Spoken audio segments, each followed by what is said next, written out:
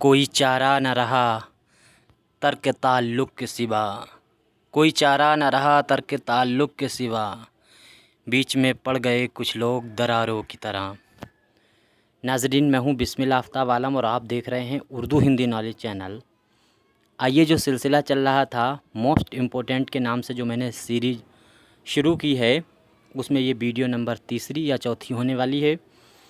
और पिछली वीडियो में मैंने उर्दू ज़बान की तारीख़ से मुतालिक सवाल रखे थे। आज भी उसी को आगे करता हूँ, वहीं से सवाल शुरू करूँगा। और इन क्वेश्चनों में कोई गलती है तो ज़रूर बताइएगा। और बहुत ही अहम ये सवाल होने वाले हैं उर्दू के किसी भी एग्ज़ाम के लिए। देखिए, पहला सवाल है, खड़ी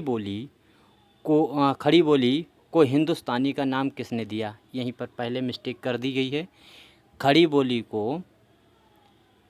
बोली को हिंदुस्तानी का नाम किसने दिया, ये सवाल होना चाहिए। यहाँ पे जो है ये हटा देना चाहिए। पहले सही करता हूँ इसको। अब देखो आगे, तो आपका आंसर इसमें होना चाहिए गुरिरसन। ये आपको हर हाल में याद रखना है कि जो है खड़ी बोली को हिंदुस्तानी का नाम किसने दिया, तो गुरिरसन ने।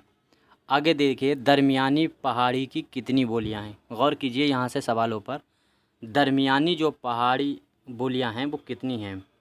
तो उम्मीद करता हूँ सभी को ये तो मालूम होना चाहिए। 2 बोलियां हैं, एक जो है कमायूनी और गढ़वाली, ये दोनों जो हैं वो पहाड़ियाँ बोली हैं, ये आपको याद रखना है।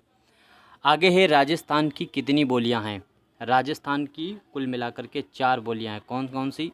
मारवाड़ी, इसको मेवाड़ी भी कहते हैं, मालवी और जयपुरी, इसके बाद में मेवाती।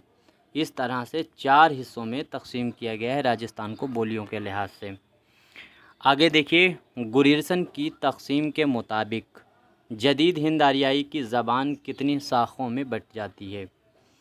तो कितनी शाखों में बट जाती है? गुरिरसन बहुत इंपॉर्टेंट है, इनसे मुतालिक आपको सवाल याद रखने चाहिए। तो 2 हिस्सों में इनके मुतालिक बटती है, अंदरूनी और बैरूनी। ये आपको याद रखना है, जदीद हिंद आरियाई ज़बानों की शाखें हैं। आगे देखिए, सवाल है, किस बोली में कसरत से मुशद्दद अल्फाज का इस्तेमाल हुआ है? तो जैसे डबल एक हुरूफ को बार बार पढ़ना, डबल करके पढ़ना, चश्मदीद लगाकर, उसको खड़ी बोली में इस्तेमाल होता है। जैसे रोटी को रोटी पढ़ देते हैं, पानी को पन्नी पढ़ देते हैं, इस तरह से जुमले को हुरूफ को 2 बार पढ़ते हैं, तो ये होते हैं मुशद्दद। आगे देखिए, खड़ी बोली में किस माकूसी मुसम्मते का इस्तेमाल ज़्यादा हुआ है? तो सबसे ज़्यादा डाल का किया है। ये भी आपको हर हाल में याद रखना। जो माकूसी मुसम्मतों का इस्तेमाल ज़्यादा किया है खड़ी बोली में, वो डाल का किया गया है। आगे है, खड़ी बोली में किस तरह की ज़मीर इस्तेमाल होती है? जो नाउन होता है उसको किस तरह से ये लोग इस्तेमाल करते हैं, प्रोनाउन को? तो ये इस्तेमाल करते हैं, जैसे तेरा और मेरा जो जुमला होता है, प्रोनाउन इस्तेमाल होता है, उसकी जगह पे ये तुझ और मुझ का इस्तेमाल करते हैं खड़ी बोली में। यह आपको याद रखना। ये पूछा जा सकता है कि तेरा और मेरे की जगह पे तुझ और मुझ का अल्फाज किस में इस्तेमाल होते हैं ज़मीर के तौर पे? तो खड़ी बोली में। मुशद्दद अल्फाज किस में है? खड़ी बोली में। डाल का जो है माकूसी मुसम्मत के तौर पे किसको इस्तेमाल करते हैं? तो डाल को सबसे ज़्यादा खड़ी बोली वाले। आगे देखिए, किसके मुताबिक उर्दू, यहाँ से बहुत इंपॉर्टेंट सवाल होने वाले हैं। किसके मुताबिक? यहाँ से वो सवाल सिर्फ रखेंगे जो आ सकते हैं, वो जो आम सवाल हैं वो नहीं रखेंगे। नज़रिए जो उर्दू की पैदाइश से मुतालिक हैं। तो किसके मुताबिक उर्दू शाहजहाँ के अहद में तकमील को पहुँची?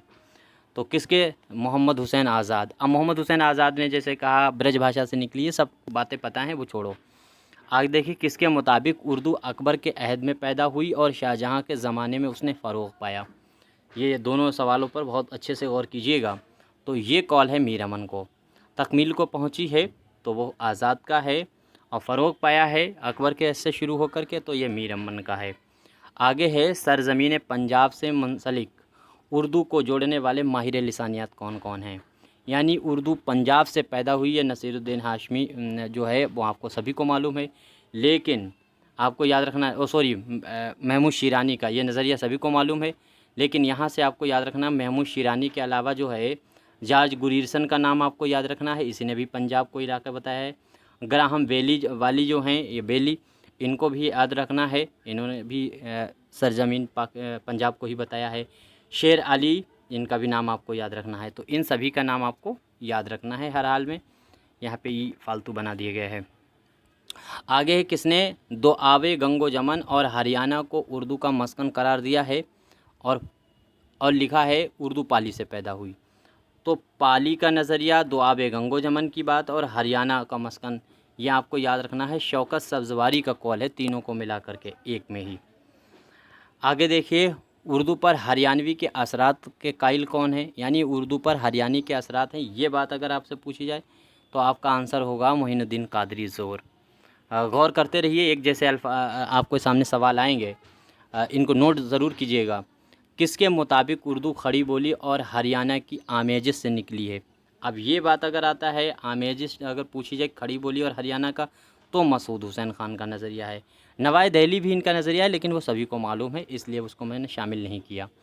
अख्तर और एनबी के मुताबिक किस इलाके को उर्दू का माना गया है। तो अख्तर और एनबी ने जो नज़रिया माना है अख्तर उर्दू की पैदाइश का, वो मगदी का माना है। यह आपको यहाँ से याद रखना है। इसके बाद अगला सवाल है, उर्दू को खड़ी बोली की असल करार किसने दिया। तो उर्दू को खड़ी बोली का असल करार देने का काम ज्ञानचंद्र जैन ने किया है। ठीक है, आगे देखिए, किसका कॉल है हिंदुस्तान की जदीद ज़बानों की पैदाइश प्राकृत से नहीं बल्कि अपभ्रंश से हुई है। तो आपका ये नज़रिया किसका है, तो मोइनुद्दीन कादरी ज़ोर का। उन्होंने प्राकृत से नहीं बल्कि अपभ्रंश से बताया है आगाज़ जदीद ज़बानों का। आगे देखिए, मध्य प्रदेश की ज़बान को मगरबी हिंदी का नाम किसने दिया। वेरी वेरी इंपॉर्टेंट है, ये आपको हर हाल में याद रखना है, गुरिरसन का ये नज़रिया है। आगे देखिए, अगला सवाल है, ज़बान के, यहाँ से बहुत इंपॉर्टेंट सवाल हैं, ज़बान के साइंसी तरीके से मुताले को क्या कहते हैं। यानी जो साइंस स्टेप बाय स्टेप मुताला किया जाता है 1 2 3, जिसको हिंदी में कहते हैं आरोही क्रम। आरोही क्रम में ज़बान का जो मुताला किया जाए साइंसी तौर पर, तो उसको क्या कहते हैं उस मुताले को, तो उसी को तो लिसानियात कहा जाता है। यह आपको याद रखना है। आगे देखिए, लिसानियात की कितनी शाखें हैं, ये अगर आपसे पूछ लिया जाए तो 4 शाखें हैं लिसानियात की, ये भी आपको याद रखना है। कौन कौन सी, देखो सूतियात है, याद रखना है सूतियात, और इसके बाद में क्या हो गया, सूतियात है, सरफियात है, नहवियात है, इसके बाद में मानियात है। चारों याद रहें, जो है सूतियात है, सरफियात है, नहवियात है, मानियात है। देखिए, सरफियात को जो है मारफोजी भी कहा जाता है, ये भी आपको याद रखना है। आगे देखिए, याद रखने वाली बात यह है कि बाज़ लोग जो हैं नक्काद, उन्होंने ये भी कहा है कि इसकी 4 शाखें नहीं हैं बल्कि 5 शाखें हैं, क्योंकि वो फ़ोनीमियात को एक अलग ही शाख मानते हैं। जो ये मैंने बताया है, यहाँ से मारफोजी, यहाँ से इसको वो अलग ही शाख मानते हैं। तो इस तरह से 5 हो जाते हैं, वैसे 4 हैं। आगे देखिए, सूतियात लिसानियात की वो शाख है जिसमें किसी ज़बान की आवाज़ों के मुताला किया जाता है। तो किसके ज़बानों का मुताला, तो मखारिज का मुताला किया जाता है। ये आपको याद रखना है, मखारिज हर हाल में याद रखना है। काहे का मुताला किया जाता है, तो मखारिज का किया जाता है, ये आपको याद रखना है। सूतियात जो है वो लिसानियात की वो शाख है जिसमें ज़बान की आवाज़ों के मखारिज का मुताला किया जाता है, यह आपको याद रखना है। आगे देखिए, याद रहे कि सूतियात की एक तारीफ़ ये भी कही जाती है कि सूतियात इंसानी आवाज़ों के साइंसी मुताला है। ये भी आपको हर हाल में याद रखना है कि जो सूतियात है वो इंसान की आवाज़ों का साइंसी मुताला है, ये भी कहा जाता है। आगे देखिए, फ़ोमीनियात और सूतियात में बुनियादी फ़र्क क्या है। तो फ़ोमीनियात और जो सूतियात है उसमें बुनियादी फ़र्क जो है वो फ़ोमीनियात में किसी मख़सूस ज़बान के सूती निज़ाम का मुताला पेश किया जाता है। इसके बरअक्स सूतियात में तमाम इंसानी आवाज़ों के अमूमी मुताला को पेश किया जाता है। तो इसमें अमूमी मुताला को पेश किया जाता है, यहाँ आपको यहाँ से याद रखना है। आगे देखिए मुसव्वतों और मुसम्मतों, इसको भी गौर से आपको याद रखना है। मुसव्वतों और मुसम्मतों को मजमूई तौर पर क्या कहते हैं? तो सूतिया, यह आपको याद रखना है। मुसव्वतों और मुसम्मतों, इन दोनों को मजमूई तौर पर क्या कहेंगे? तो सूतिया कहेंगे, यह आपको याद रखना है। आगे है तलफ़ुज़ी सूतियात की तारीफ़ क्या है? तो तलफ़ुज़ी जो सूतियात है उसकी तारीफ़ में देखिए, सूतियात की शाख में अज़ा और उसके हरकत पर गौर किया जाता है जिससे मुख्तलिफ़ आवाज़ें पैदा होती हैं। ये आपको यहाँ से याद रखना है। पहले सवाल देखिए तलफ़ुज़ी सूतियात की तारीफ़, और फिर यहाँ से देखिए सूतियात की शाख में अज्ज़ा और उसकी हरकत पर गौर किया जाता है जिससे मुख्तलिफ़ आवाज़ें पैदा होती हैं। आगे देखिए समायाती सूतियात में मुताला किया जाता है। समायाती सूतियात में मुताला काहे का किया जाता है? तो आपको याद रखना है कि आदमी यानी इंसान के मुंह से आवाज़ें निकलने पर हवा में जो लहरें बनती हैं और जिनको आवाज़ की लहरें कहा जाता है उनका मुताला किया जाता है, यह आपको याद रखना है। आवाज़ें जो होती हैं उनमें हवा में जो लहरें बनती हैं इंसान के मुंह से निकलने पर, तो उनमें समायाती सूतियात का मुताला किया जाता है। आगे सूतियात की वो शाख जो आवाज़ों के समाई तरीक़ेकार का जायज़ा पेश करती है उसे कहते हैं।